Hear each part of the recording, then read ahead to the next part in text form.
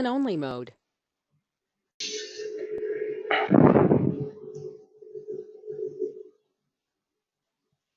Good afternoon, everyone. I really appreciate you all joining me here today for the live webinar. My name is Sanjay Taksali from Investiture, your personal financial planner.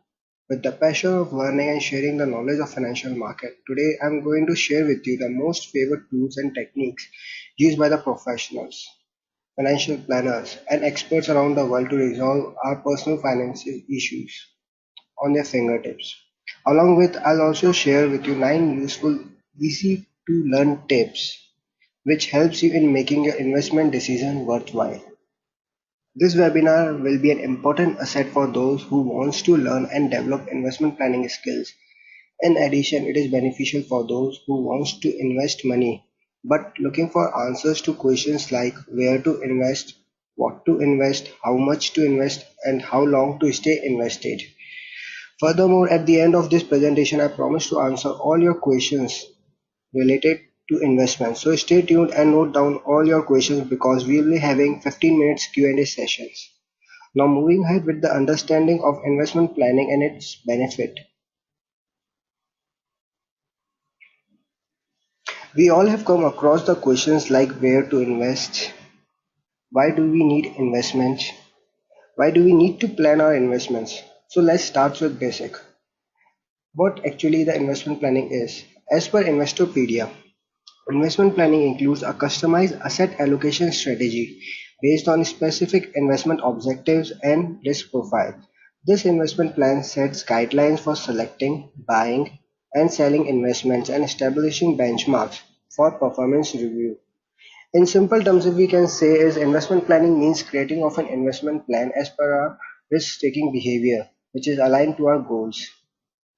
Investment plan is like we are making a plan to strategize our investments in such a way that it leads to achieve our goal or help us in appreciating our capital to the extent it helps us in utilizing our future expenses or need and our goal. Now moving towards the benefits. But before that, let's understand what actually the difference between investing and saving is. Often considered as a synonym to each other, but different in nature and their characteristics.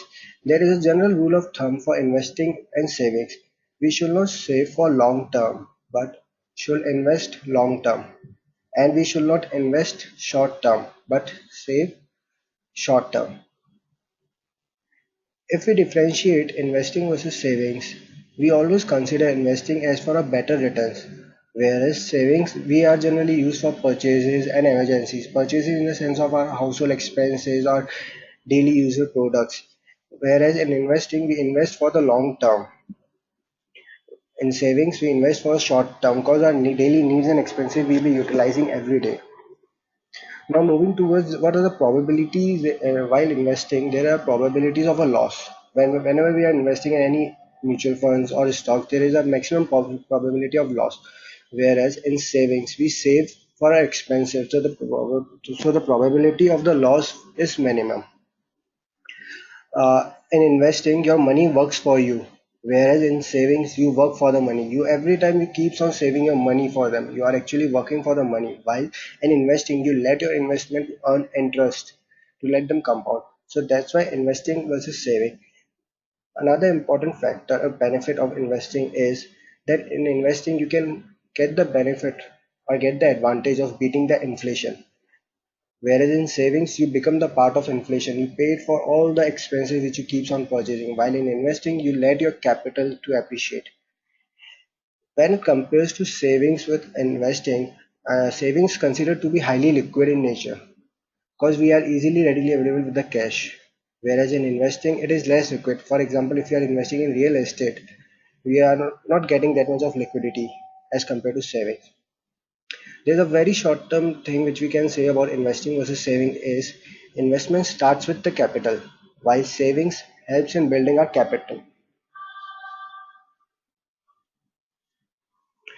Now moving towards the benefits of having an investment plan. What are generally the benefits we have in investment? Why do we need to invest?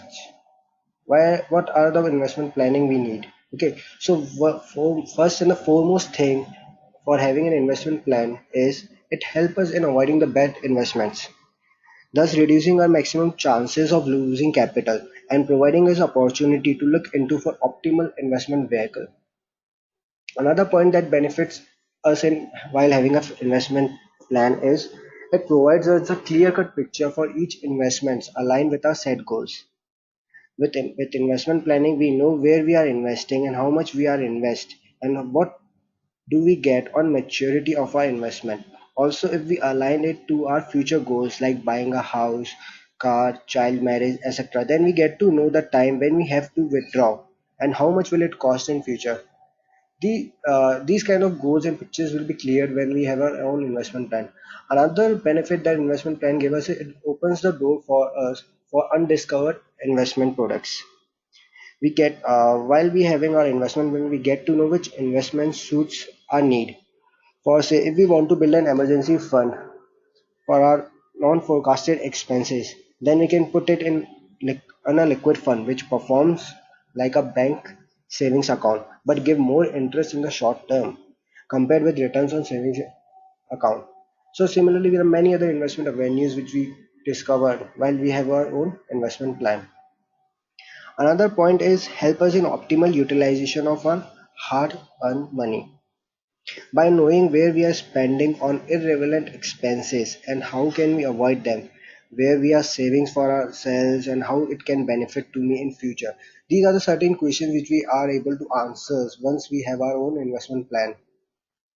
Another major or one of the most important benefit of having an investment plan it is or we call as a eighth wonder, which we said by the Mr. Albert Einstein. We set our capital to earn interest, and then over the earned interest with capital, we are another interest in the long run. So, in short, we are setting our capital to earn interest over an earned interest in the long run, thus helping us in building our capital base.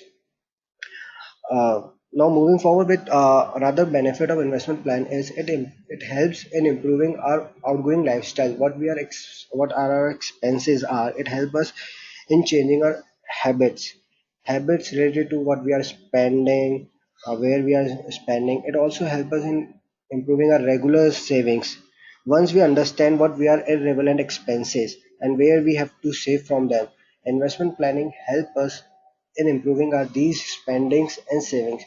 We automatically minimize our spendings and follow towards our savings while having our own investment plan. Investment plan provides the opportunity to make our money works. Yes, that is true. Investment planning help us in making our money works. So once we are done with investment planning, we actually utilizing our 8 hours job which we do for to get the money work. We actually letting our money to work for ourselves. Another benefit of having an investment plan is it helps in covering our anticipated future expenses. There are a lot of future expenses which we have not anticipate, like child marriage. We have to buy a house, but the cost of today these expenses will might be different in future also.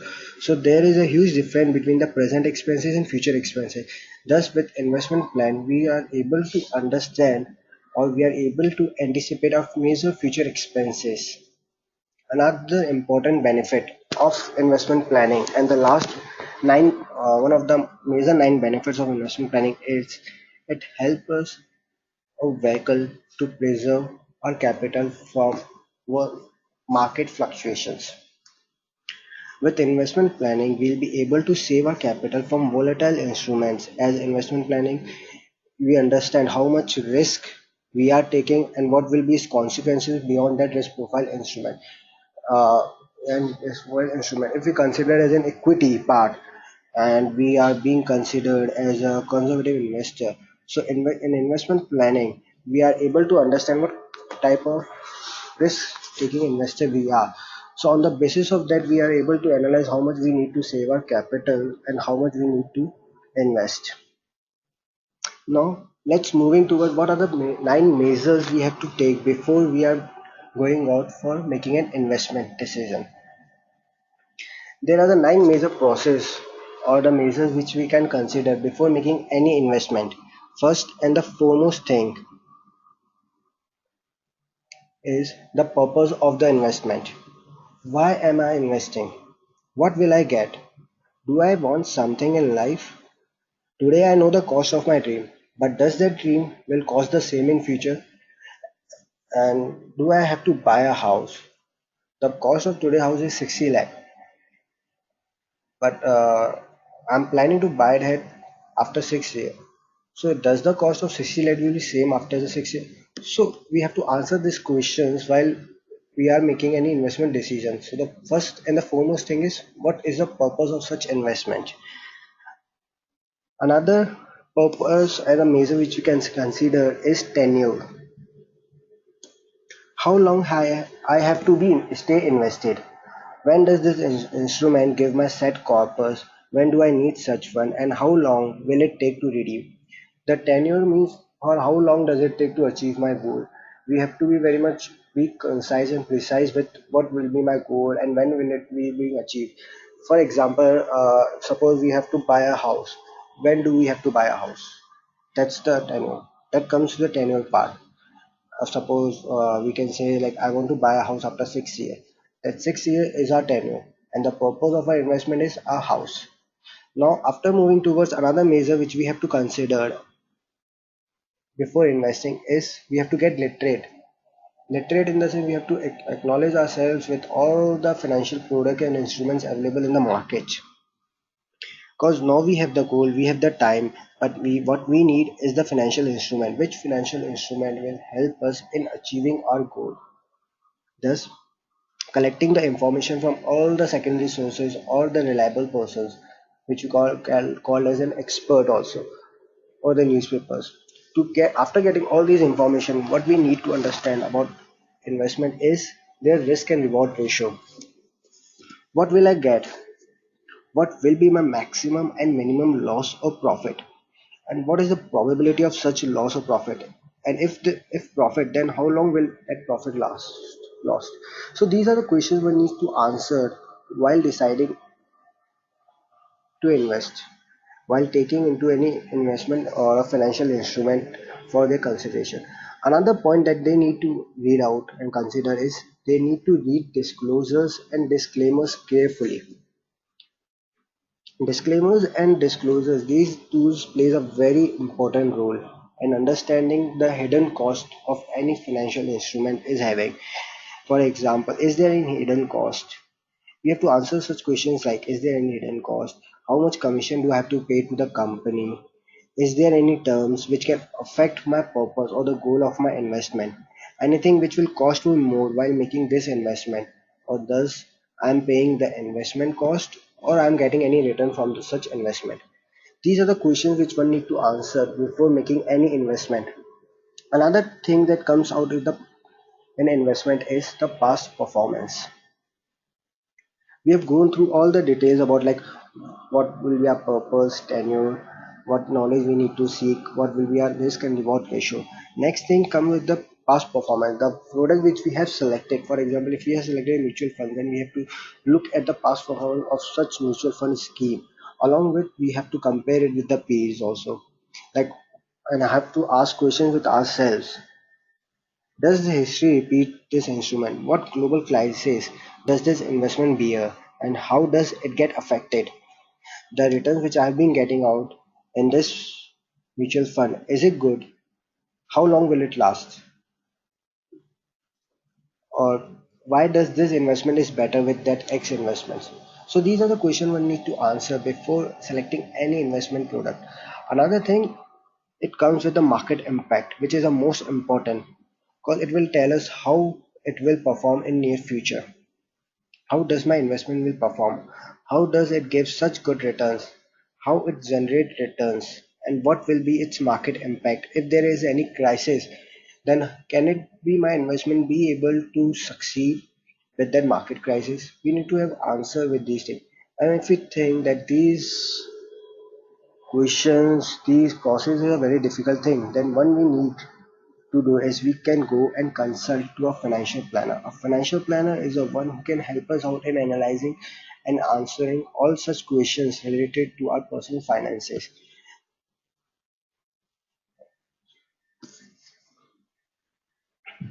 Now, now we have understand what are the benefits, what are the measures. Now we are moving towards the nine thumb rules, or which we can say the useful tools and calculators we can use while making any investment decision. Okay, now moving towards the general question we have come across most of the time, even I have come across most of the times from the clients, that how can I do my asset allocation? How can I know where do I have to invest? So the basic thing which we can say that the approach which we can use, or the general thumb rule, it's 100 minus age. Okay, now I'll just show you with the example of the.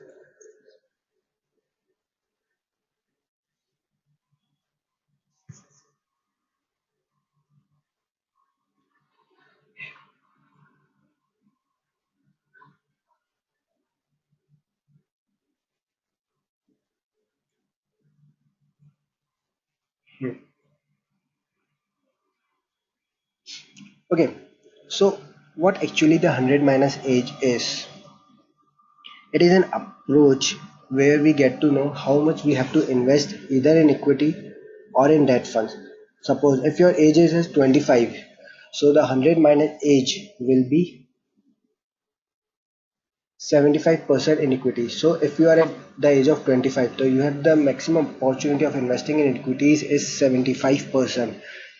That's the percentage of portfolio that you can invest in equity, while the rest in debt instrument.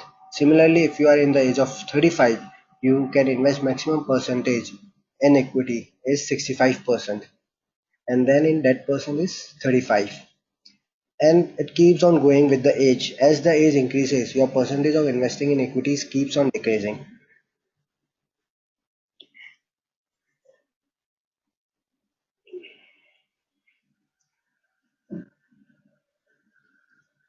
Now moving towards the another question that comes across is how much cash should I hold for emergency needs?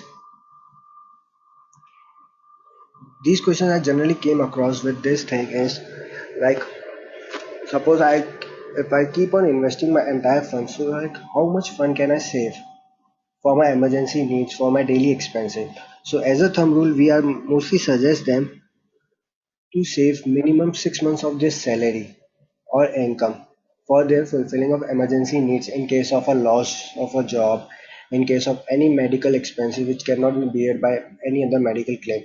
So at that time, these emergency needs arises. Another thumb rule which we can use is how much can I afford for a house? This is a very interesting question mostly asked by clients to me is, sir, I've been earning X amount, then how much will be my affordability to buy a new house? So like consider an example. As a thumb rule, we generally say it's a 3 to 4 times of an annual income after 20 after paying out 20% as a down payment. Now consider that as an example, as a tool. Suppose you are earning your annual income is 5 lakh rupees, and with the multiplier of 3 to 4 times, we can say that the house you can afford is up to 15 lakh. As your income increases, if your income is at 7 lakh, with the multiplier of 3, we can say the house you can afford is 21 lakh. Some banks even provide the maximum multipliers to the extent on the basis of the credibility. So if the annual income of for say they give the credibility of 5 with a multiplier of 5. So if you are earning your annual income is 11 lakh rupees. So the after the multiplier is concerned, your value of house will be 55 lakh. Another question that mostly client asks to me or a financial planner is what should be my EMI? Because whatever we earn, we are used to start spending over car or our movie tickets. We have starts to take on a credit card. Though we always suggest them not to go for a credit card because a credit is a bad thing. credit leads to your life of paying an interest and interest. So the questions which generally we say that you don't have a zero credit. You must have a zero credit in your account. But due to credit card and due to certain needs of housing loan, we suggest them there should be a credit or EMI should be of one third of their monthly income. That is 30% of their income. Let me show you with an example.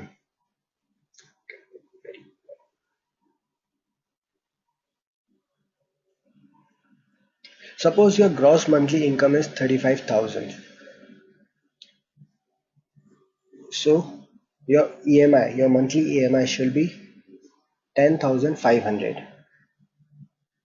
There is another thing which I have not tell you yet. It's a debt income ratio. Some bank use the debt to income ratio to analyze how much credible you are, what will be the how much in credit you will be.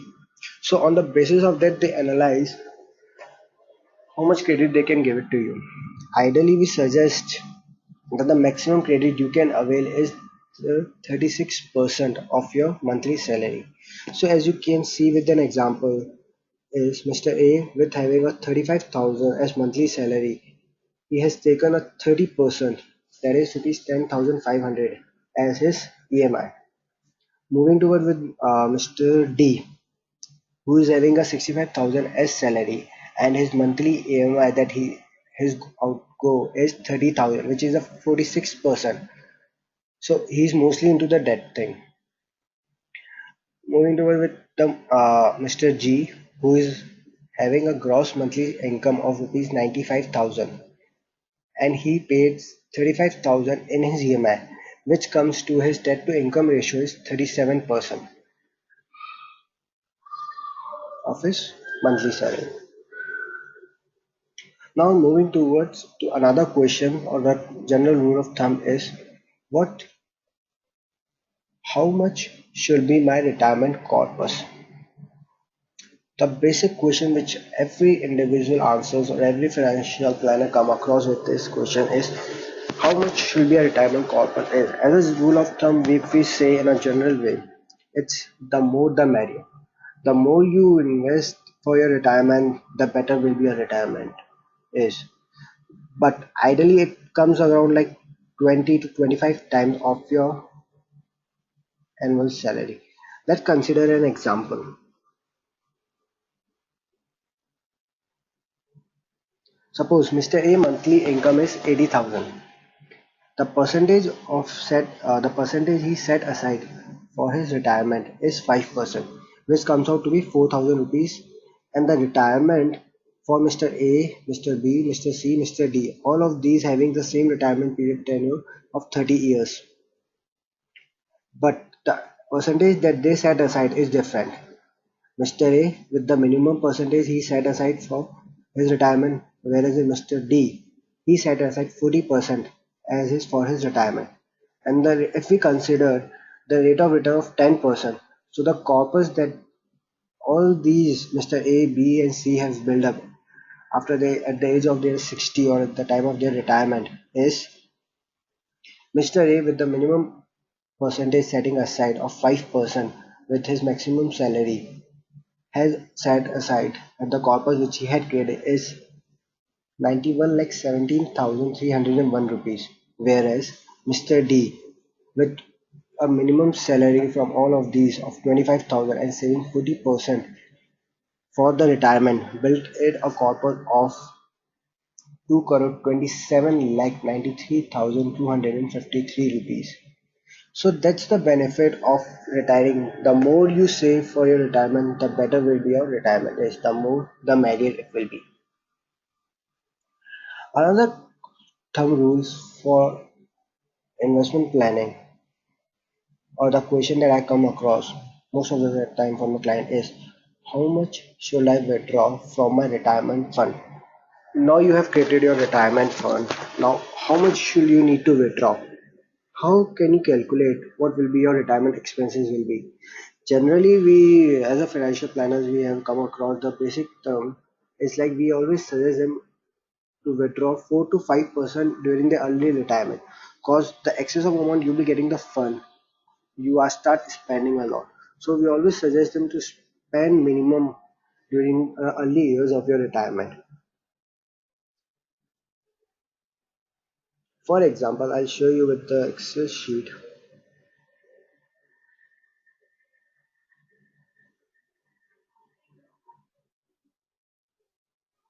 Consider a case Mr. A, B, and C and E.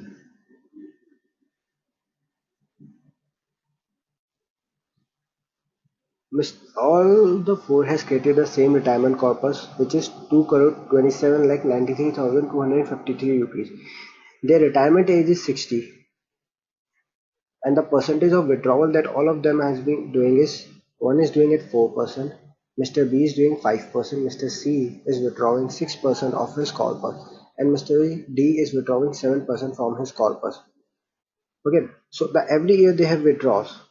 In the first year, Mr. A has withdrawn 4%, which is 9 lakh 11,730 rupees. Whereas Mr. D, with the maximum withdrawal, he has withdrawn 15 lakh 95,527 rupees. Considering the rate of interest for the next year, the retirement corpus and the value left after the 5 years, the time value of money concept, we get to know that after 5 years the retirement corpus will be the maximum value that the Mr. A holds is 2 crore 13 lakh 7,300 rupees, whereas Mr. D, who is withdrawing maximum, has the corpus of 1 crore 48 lakh 15,614 after the age of 65. So that's why we always suggest them to withdraw a minimum percentage, and that should be in between 4 to 5%. Because the later on the ages your expenses will keep on increasing and inflation also increase. So at that time you need more funds to adopt yourself. Another thumb rule which we can say is, can I pay out minimum credit payment every month? How much can I pay out minimum credit card payment every month? Most of the times you client came across with this question is, sir, I have a credit card. How much do I have to pay for my credit limit? Can I pay the minimum payment for my credit card payment? No. Try to make possible to pay for the entire sum or do the maximum extent possible. Because if you keep on paying the minimum payment just to avoid the penalty or the penalty from the credit card, it will be worthless. Because you can avoid with minimum payment, you can only avoid the penalty, but not the interest cost and the taxes which is keep on levying on your credit card limit. If I consider an example is, suppose you have been having a credit card balance due of 50,000 and you just paid a minimum balance of 6,000 rupees. You can avoid the penalty, but the interest that is being levied on that rest 54,000 along with the cost and the taxes will check all your income monthly, which is comes around rupee 16 to 17% of your annual rate of interest that you've been paying to the credit card company. So it's better to pay the entire sum or the to the maximum extent possible. Another thumb rule that I come across is, how much insurance do I need? How much insurance do I need? As per the income method, which is a very simple method of calculating how much insurance do I need for my life, it is something like 8 to 10 times of your annual income. For example, if you're earning rupees 5 lakh annually, so as per an income method, your maximum insurance should be 50 lakh.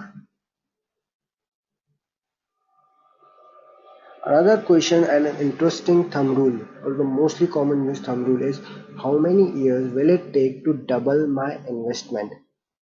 Yes, the rule number 72.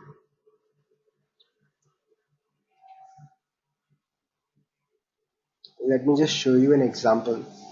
Suppose you have an instrument which is giving an interest of 8%, we just divide 72 divided by 8, we get the answer 9. It takes 9 years to double your investment. For tripling of funds, we use the 114 thumb rule. We can use 114 divided by 8%. We get to know the maximum number of years or the years when our funds get tripled. And for quadrupling, it's 144. 144 divided by 8. The percentage number, the interest which you are getting on. It takes 18 years to quadruple my investment. So if I'm investing 10,000 rupees, it takes 18 years to get 40,000 of my investment. That's the basic thumb rule which we can use while making investment. These thumb rules are basic know-how of understanding how much we are investing into. But as a financial planner, we always suggest them to consult an expert before making any suggestion. From these thumb rules, we get an idea about our investments. Now, continuing towards some of the another additional tools or the thumb rules which we can consider while making any investment is first and the foremost thing an investment is we have to pay yourself first. Yeah, we Indians are known for our savings. As our generation has been keep on changing, we are into the expanding but we are getting more towards spending. So we need to understand first of all whatever we income we earn, we have to first deduct it for our savings, then we have to spend it on our expenses. Another rule is 24 20 by 4 by 10, which means it helps us in analyzing or controlling our money also in our EMI. 20 by 4 by 10 rule, which says 20% of the price we'll pay as a down payment for the amount of the car which we are purchasing, and we consider 4% of financing. If we are taking a loan, we pay 20% as down payment and rest we pay through monthly installment, and we'll consider the tenure should be of 4 years.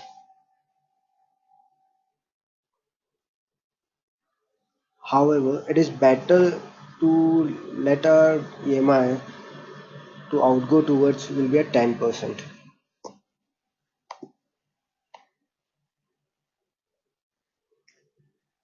Another thumb rule is 50-20-30 rule, which tells us how much to save. Confused about how much to save and spend each month. Here's how we can get understand which 50-20-30 rule. 50% of our income should go towards living expenses, household expenses and groceries, whereas 20% towards saving for our short term, medium term and long term goals, and the rest 30% should be go towards our spendings, outings, food and travels. The idea is to create the outflow bucket for a better control. This rule is to help us in controlling our budgets. Another tool which we can use to know our net worth is age into gross income divided by 10. It is this formula is being given by the given in the book The Millionaire Next Door, where we used to arrive at a required net worth. We are actually able to determine how much we are worth today. So it is net worth. Okay, suppose I'm for example, if you consider, so if you are at 40 and making 20 lakh a year, you should have a net worth equals to rupees 80 lakh, assuming you have no inheritances. So that's a simple basic formula we can know how much we are actually worth of. Another tool or the calculator to knowing the value of the money is inflation impact. Inflation impact, it helps us to knowing the value of money today and the future will be. 70% divided by the percentage. For example, if today our investment is earning 8%, so 70 divided by 8. We can use a calculator. 70 divided by 8.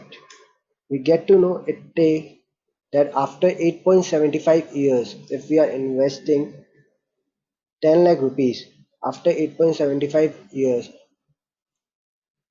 the value will be half, which means the value of 10 lakh today will become half after 8.75 years. That is 5 lakh rupees.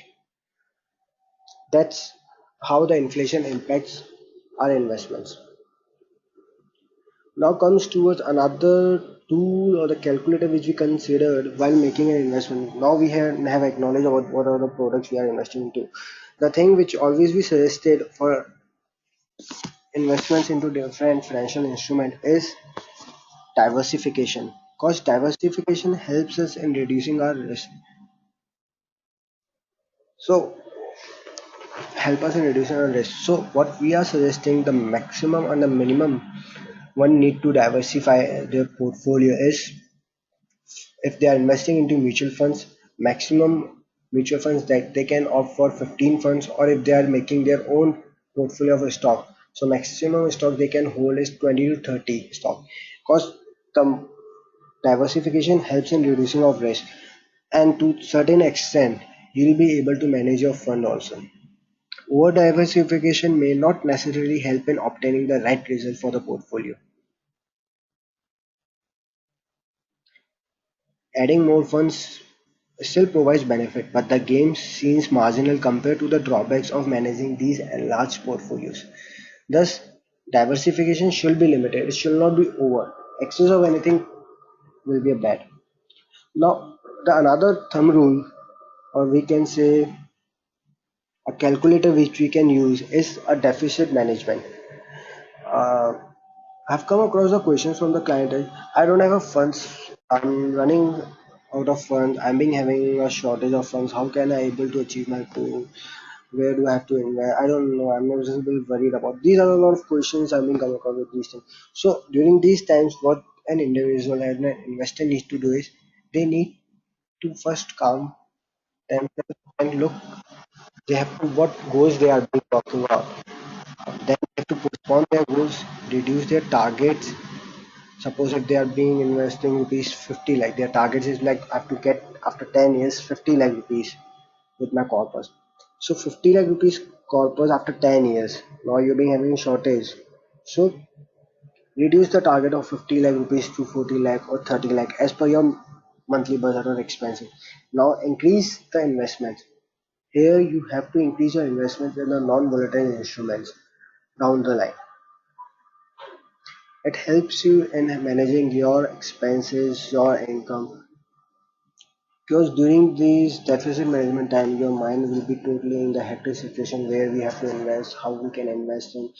I'm having shortage of funds. So these questions can be answered if you are managing a finances in a very calm and a very in a schedule and systematic manner. During the funds windfall, now suppose you got a lottery of rupees 1 crore rupee. What the first thing you'll do? As an individual, of course, we start spending, but to be a smart investor, what we need to do is we have to only use 1 to 2% of our that corpus of 1 crore, and the rest we need to put it in a safe instrument for 6 months and get to acknowledge ourselves. Okay, we don't have that much of fun. Okay, we are being working with the little bit amount of fun. So these are the 9 useful tools and the technique which one can use while making their investment portfolio. These are the some basic head-on tools mostly used by the financial planners, experts, in giving one-time short tips to their investors. Now let's move towards the most important part of this webinar is 9 financial tips which makes your investment worthwhile.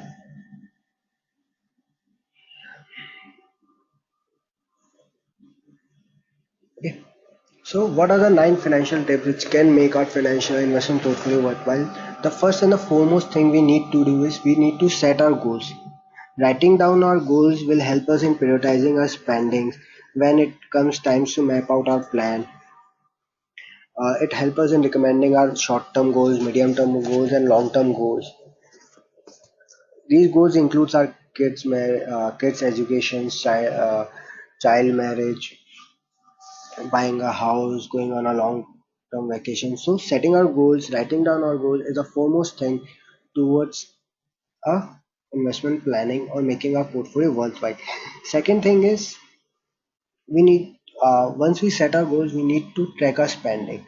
We have to make a budget. We have to check how much we are being spending into, where we are our expenses been going into. We need to make an Excel sheet. We have to can use an Excel template also for making and tracking our spendings, also daily spendings, where we are spending on our daily expenses, on our daily product, and track where we are spending on irrelevant expenses also.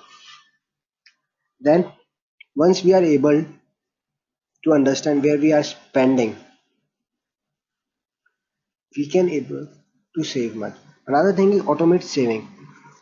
This can be, we can say, to combat sluggish saving, earmark a certain percentage of rupee amount. Savings account can either be specialized retirement account or regular deposits. We have to automate our savings. We have to invest small parts into either going to an SIP or going to an SEP, systematic equity portfolio, where we keep on investing a small amount in a particular stock. So we can automate our saving by uh, investing regularly small amounts into a certain fund. The foremost thing of creating a financial plan or an investment planning is we have to prepare a budget. Why budget?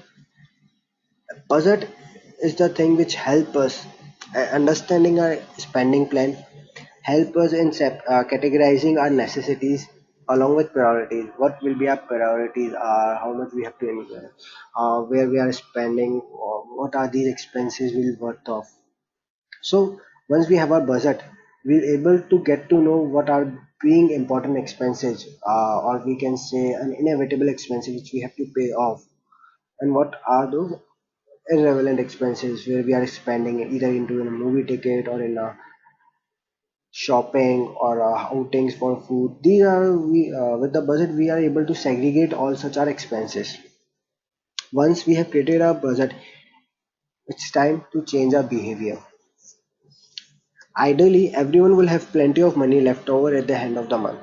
But if necessities leave you tapped out of 20th of the month, it may be a time to take drastic steps such as getting a roommate or you start finding a new job. Sometimes a change could be as easy as not dining out twice a week. If someone is spending 50,000 a month on pizza, then they might decide they want to look at that and say, well, it's fine to order pizza in, but we are only going to do it once a week instead of two times a week.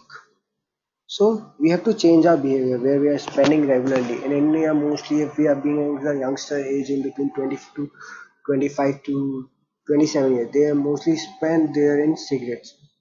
If they stop smoking or they can reduce their smoking cigarettes from 10 packets in a day to 10 packets in a month, it starts improving their health along with their pockets also.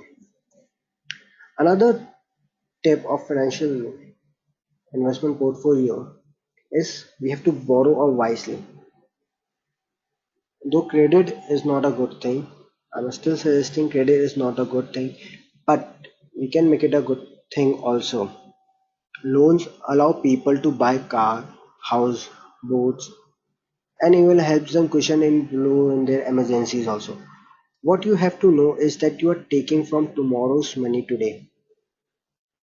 As the great saying by Bushi is, what you have to know is that what you are taking from tomorrow's money today.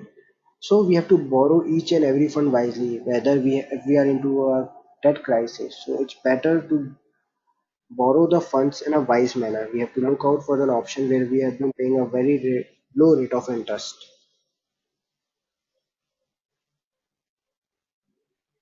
Let's consider an example. Suppose if you have a credit of 10,000 rupees on a credit card bill and you are paying an 18% interest rate, you make the minimum payment of 2%. Let's consider credit card payment of minimum 2%. It will take 40 years for you to clear off the bill. So we need to borrow wisely if we are taking out a credit card or any other instrument. Next, and the seventh financial tip, which makes your investment portfolio worthwhile, is we have to prioritize our bills. Prioritize our bills is it's better to clear off our debts as early as possible. Another tip for financial tip which makes your investment worthwhile is we have to create an emergency fund. Create emergency fund is for like 6 months. We have to create an emergency fund for 6 months. It helps us at the time of contingencies like job loss, medical bills, out of credit card needs, other bill payments which might increase our credit liability. Thus, with emergency funds, we'll be able to reduce our debts. Last but not the least, if we think we are not able to any of such things, then it's time to consult a financial planner, a fee-based financial planner. Getting advice from the expert will put you on the track and also help us in managing your finances better. So it's better to have a get consulted with a financial planner, a fee-based financial planner, or a fee-only financial planner. It depends on you what kind of advice you've been looking on. But always read all the disclaimers and every such details. Okay, now moving towards some of the strategies I can show you now is how you can create a budget. I'll just show you with an online Excel example which we can come across. You can create a budget sheet with an Excel also. There is an inbuilt feature in Excel. You can go to the new menu, search for the online template. We can enter the budget.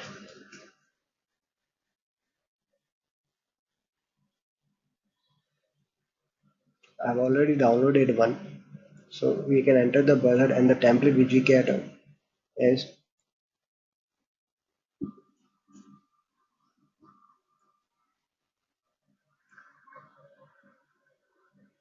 I think there will be some error with this website part.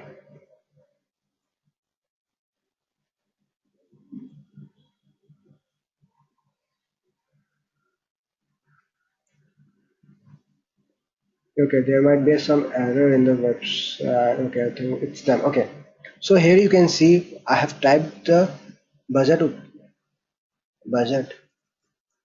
I need a template of the budget. I just put it on Excel, and the thing it comes across.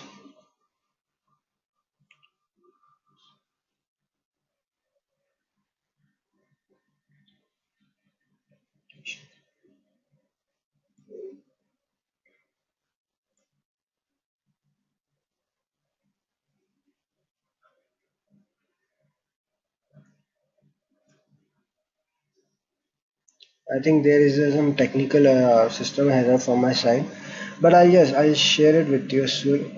Is there any other doubt or questions and you can come across with it?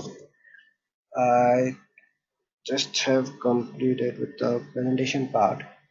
So any other doubt and questions if you have any, you can ask. Thank you for watching the presentation. You can ask your doubts and query if you have any. I'll be happy to answer your questions. Why I'll just okay. Here comes the budget part. I was just telling you around.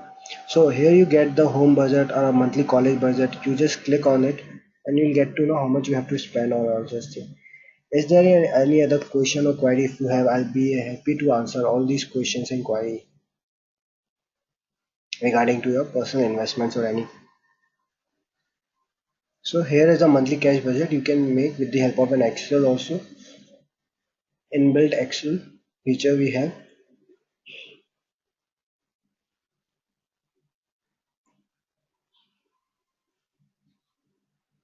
Any other query anyone?